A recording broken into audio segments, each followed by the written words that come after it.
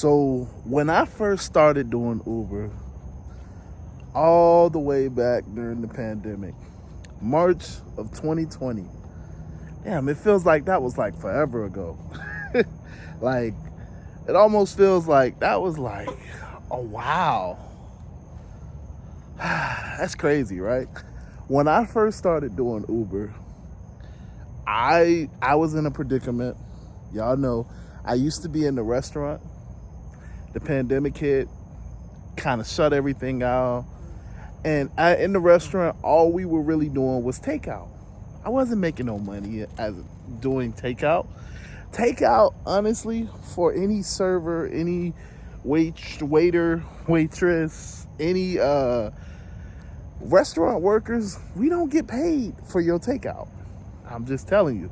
I mean, obviously we get paid through our paycheck, but I'm just saying it's not as lucrative as you actually coming to the restaurant and getting, and sitting down and us servicing you, making sure that your water is topped off, making sure that, your food is the right way, giving you little tips and tricks about the menu, telling you what most people eat, giving you our recommendations. Hey, I recommend that you try the egg sunny side up, or the mahi fish, or like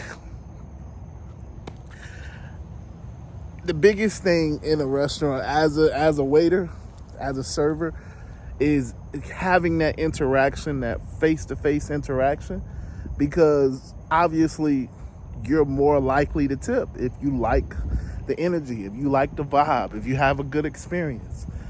But when we do, when it's during the pandemic, nobody was coming to the restaurant. Nobody was coming. It was tough. It was really tough, because it was just like everybody that was coming was doing takeout. And when you do takeout, most people do takeout through DoorDash, Grubhub, Instacart, whatever, which isn't no shade to them, but it's just that when you do that, as the server that actually had to prepare your food, as the person that actually had to bag it up and make sure that it was all good and tie it up, first and foremost, we got to deal with the person with that dasher. And dashers come in crazy. Y'all know. I mean, some of y'all do DoorDash, so y'all know how y'all come in. Dashers come in crazy. They don't really care. It is what it is. They not coming all the time in professionally. They have attitudes.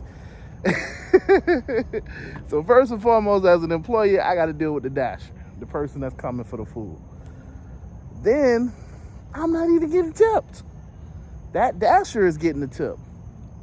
I'm not even getting respected for the fact that I bagged it up. You said on your, you said in the app on your order that you wanted 2 mayonnaise packets.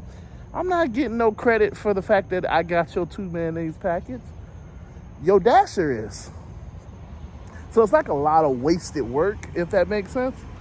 It's no real customer service. As a server, as a waiter, the biggest way that I make my money isn't by having a paycheck. I mean, if you know a server, if you know a waiter, it doesn't even matter what state they're in, we don't get paid well in terms of our paycheck. That's just not what happens. We get paid well in terms of our tips. Tips makes, that's how we pay our bills. Tips pays my bills. Or at least used to. So when the pandemic hit and I started doing all this takeout, and I'm just looking at these guys and girls that's coming in, it was just like, bro, I gotta find some type of way. Now, I did start off on DoorDash, and obviously, but I started doing DoorDash with my vehicle. And then I realized, all right, this is cool, but like, let me do some Uber. Let me see what I could do with rideshare. And I kind of did them both simultaneously, I was doing both of them. I would turn both of the apps on, and I was just like, whatever, whichever one gives me an offer first, that's what I'm going to do. And then I kind of, so I kind of like solely did Uber more so than anything because it was hot. But yeah, I was just driving around. I was just driving around and I was enjoying the fact that I could just drive around. Like I could literally sit in the car in the AC and just ride around, you know, and get paid for it. I don't have to do nothing special. Obviously, I'm coming from being a server where you're on your feet your whole shift. Again, I don't know what restaurants most people have worked at or seen, but at my restaurant, you don't sit down. Most servers don't sit down per se. It's busy work. If you're sitting down, you're not servicing a table. If you're sitting down, you're being lazy. If you're sitting down, you're not working. And so it's frowned upon if you're sitting down, in other words. So at my restaurant, we didn't sit down mostly. I mean, you know, you had your little moments, you know, and it just felt so good, but you get used to it. So you get used to being on your feet the whole time. So when I got the chance to be an Uber driver, it was like, nah, bro. Even though I was kind of sort of doing DoorDash, it was like, nah, bro, this is it. This is it. Because I'm just sitting in the comfort of my AC, in the comfort of my car. Man, that's what's up.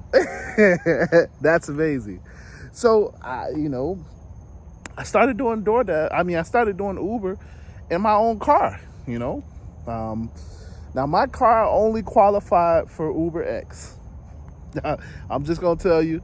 So all I could do was Uber X, and I grinded it out. Now, during those first couple months, that first year, I didn't really make a whole lot of money.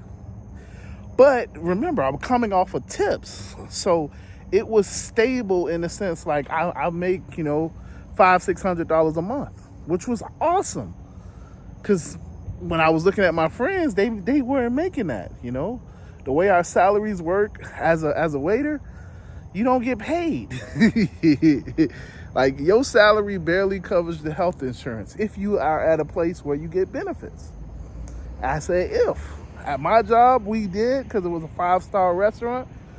But not every server, not every waiter, waitress, host, not everybody has benefits in the hospitality industry, you know, because your salary just doesn't pay it. You have to have tips, which is another discussion, but yeah, so, I started making decent money. That was decent money. Making $700-$800 a week, that's pretty good. That's pretty good. It started being consistent. I'm just driving around all day, but it's money in my pocket that I wouldn't have had. I'm able to kind of pay my bills a little bit ahead of time. I'm able to save money. It felt good. It felt really good. But I was only doing Uber X. Now, obviously, that was during the pandemic when nobody else was driving. But Uber X is my stomping ground. Uber X is the most popular ride type. I dare you to ask your passenger, what did they do when they first open up their app? When they need to go somewhere, when they trying to go to Walmart, or they trying to go to, the airport, or they trying to go to Publix, ask them what the first thing that most passengers do. They open up the app, they put in a destination, and they choose the cheapest option. Uber X is the cheapest option. Make no mistake about it. It's not Comfort. It's damn sure not Premier. It's not XL. It is Uber X. Uber X is the cheapest option. And obviously, if you really want to be honest, see, it's kind of funny. I always have something I always have either a plane or some type of noise in my videos, right? Welcome to South Florida, But, yeah, if we really want to be funny, it's Uber X shared. So what is going to have the most volume out of anything is Uber X. Now, if you obviously do Comfort or you do Premier, and you ask your passengers why they do Comfort and why they do Premier, it's because they got a couple extra dollars and they had bad experiences on Uber X. That's the whole point. But they started off on UberX. Those passengers that you have as premier passengers were UberX passengers. So they started off being UberX passengers. They just had a bad experience and they had a couple extra dollars. So they found the value in paying for the other ride types. But majority of people that just get on the Uber platform, that just are looking to go home, don't. So today's video is really just to kind of reiterate. I know everybody feels like it's all about the car. It's all about the car, man. It's all about the vehicle, man. The vehicle is what matters. Man, if I could just get a Suburban, man, I'm gonna kill it. If I could just get a Tesla, or if I could just get, I don't know, another electric vehicle, a Polestar, or if I could just get a Mustang, I'll kill it. And in reality, the truth is, it's not the vehicle. It's not the vehicle that makes you the money. It's your work ethic. That's what makes you the money. When I was on UberX, I could still do, I did actually, $2,000 weeks fairly consistently. When I did my interview with Ronnie Speed, that was with the UberX vehicle. Those multiple weeks, I think he showed, those were with an UberX vehicle. Because guess what? When you come to Premier, you come to Comfort, the rides aren't that great. If you getting them, you don't get a ton of Premiers. I'm just telling you. And you damn saying Comfort is basically paying what UberX pays. So it's not a big deal. It's not that big of a deal. You might as well, and that's why they basically, so they've merged it already for a lot of people. So it's like you really won't even get Comfort rides. You'll get UberX rides, but it's okay because UberX is the biggest platform.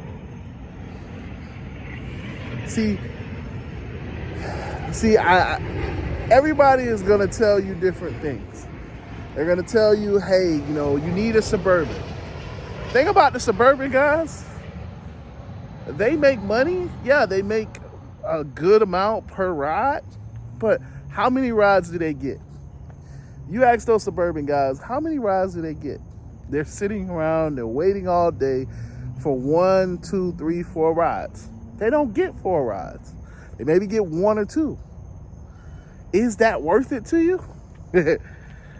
Is it worth it to wait all day for 1 ride? Okay. I don't think it is. But if you feel that way, then cool. You wait 10, 12 hours for 1 ride. Is that worth it? Okay. Now, obviously now I have a Tesla. I have a Tesla not because it's making me so much more money. I have a Tesla because of the maintenance aspect. And I talk about that in my Tesla videos. It's not because of the Uber platforms. It's not. And as you know, the Model 3 actually is removed off of Premier. And if we being honest, even if I try to get a Premier, I don't get accepted for the Premiers. A lot of people cancel when they see a Model 3 because of how the Hertz program did it. A lot of the drivers that had these cars, they didn't keep them clean. So I don't even get Premiers. So it's like the only 2 options that I have are UberX and Comfort. And I mean, I guess I got Comfort Electric, but don't nobody order Comfort Electric. I mean, and I got Uber Green, but again, Uber Green, UberX, and Comfort are all pretty much the same price if you look at the Uber app. So what's the point? Honestly, Comfort, they want more for the price that they're paying.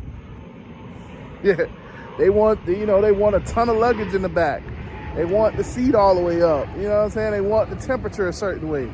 They want you to shut up and drive. Like, Comfort, I mean, look, it's not about the car that is gonna make you the money. Just because you have a Suburban, just because you have a Tesla, just because you have a Mustang, doesn't mean that you're going to immediately make a $2,000 week. What makes you a $2,000 week, what makes you the money, what makes you consistent money is literally what it's always been. It's your strategy and your work ethic. Having a strategy out here in these streets and putting in the work, putting in the time. That's it. Location and time. If you put in the time and you have a strategy, you'll make the money, and you got to do that consistently. Put the discipline behind it. It's not the car.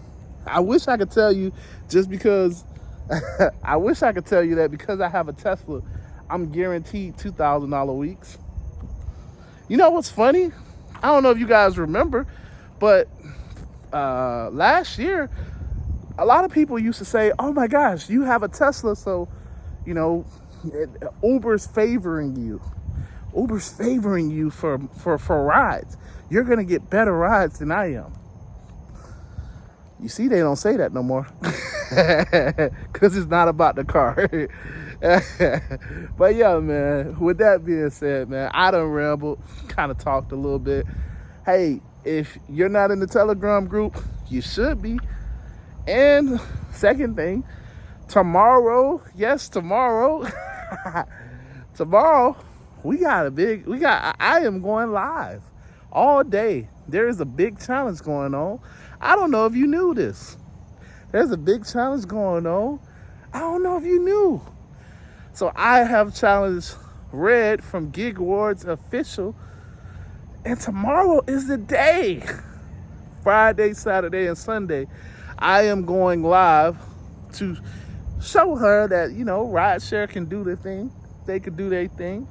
You know, I was representing the rideshare garage, but I don't know. Me and Vinny got into it, so maybe they done disowned me. You know, I have opposing viewpoints from Steven, so maybe they done disowned me, man. But yeah, if you want to tune in, I am going live all day tomorrow, and my goal is to make $400 or $500. $400 or $500. I'm shooting for 500, but I'll probably make 400. But if you want to see it, it's an exciting time because we don't do this anymore, you know. But yeah, check me out. Check out my channel tomorrow, or you could go to Gig Wars Official. Also, you can download the Gig Wars Official app and keep up to date on the happenings of our battle. But yeah, with that being said, man, I am out of here. Deuces.